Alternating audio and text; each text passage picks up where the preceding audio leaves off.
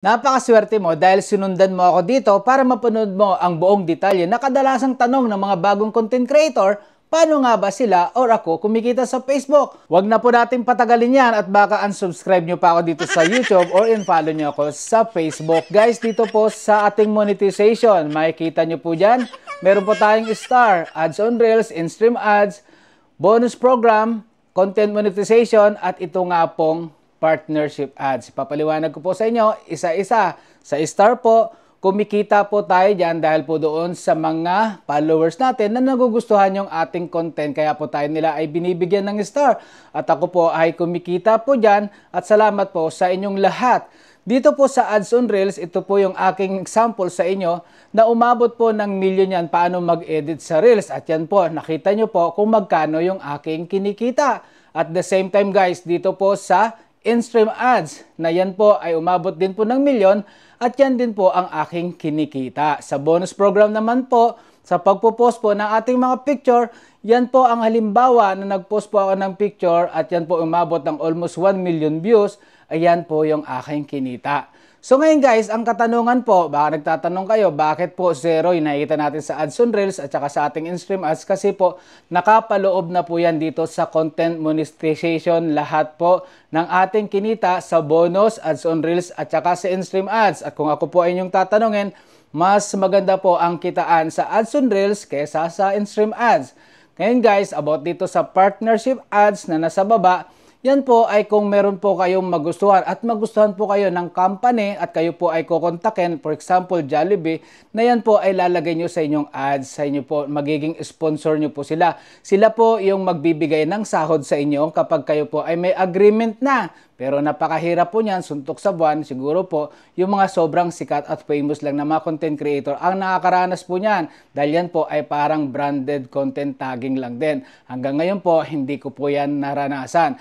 At kung tatanungin niyo po ako, bakit wala po akong live at subscription? Dahil po ang subscription po, sa totoo lang, napakahirap din po makahikayat ng inyong mga followers na i-subscribe po kayo unless napakaganda po ng inyong content, especially sa mga tutorial, editing, etc. po yan. So ngayon, nawala na po yung subscription ko dahil nga po ako nandito sa Singapore, hindi po nila ina-allowed ang subscription dito sa Singapore. So maaring kung kayo po nasa bansa na hindi rin po allowed yan, eh wala na po yan. Kaya hayaan nyo na po, it's okay po.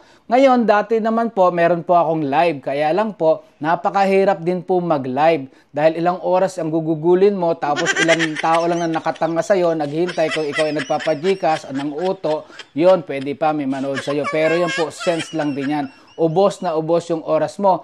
Kaya kung ako po sa inyo, kung kayo po ay monetize na dito sa mga nakikita nyo po yan na monetization, kung ako po sa inyo, mamili po kayo dyan ng isa na kung saan, kung talagang doon po kayo expert, para nang nun, mas ma-push po ni Facebook yung inyong content. Mas kumita po kayo dito kay Facebook. Tandaan nyo guys ha, ito po ang pinakatatandaan nyo sa mga baguhan po dito. Paano nyo po yan makukuha yung monetization? Isa lang po ang susi sa lahat. Content is the key. Gumawa ka ng engaging content na talaga po yan po ay ipupost ng algorithm ni Facebook. Mamili ka po ng isang content lang na madali para sa iyo gawin araw-araw. Para nang non, hindi ka nahihirapan. At iwasan mo ang pakikipag-follow to follow dahil that's a fake followers. Kailangan guys, sa engaging content mo, diyan po magsusunuran yung iyong mga followers dahil nagugustuhan nila ang inyong mga content. At the same time, diyan ka rin po mamomonetize kapag ikaw po ay nag-upload ng consistent na mga high quality video. Ngayon guys, dito po sa high quality video, hindi lang po yan. Kailangan iwasan nyo rin po mag-upload ng unoriginal content na hindi mo content ninanakaw mo sa iba. Pangalawa po, no copyright, watermark, ibig sabihin, kinuha mo, dinownload mo from TikTok, from CapCut, tapos nandyan nakaharang pa yung iyong watermark, bawal po yan kay Facebook ha.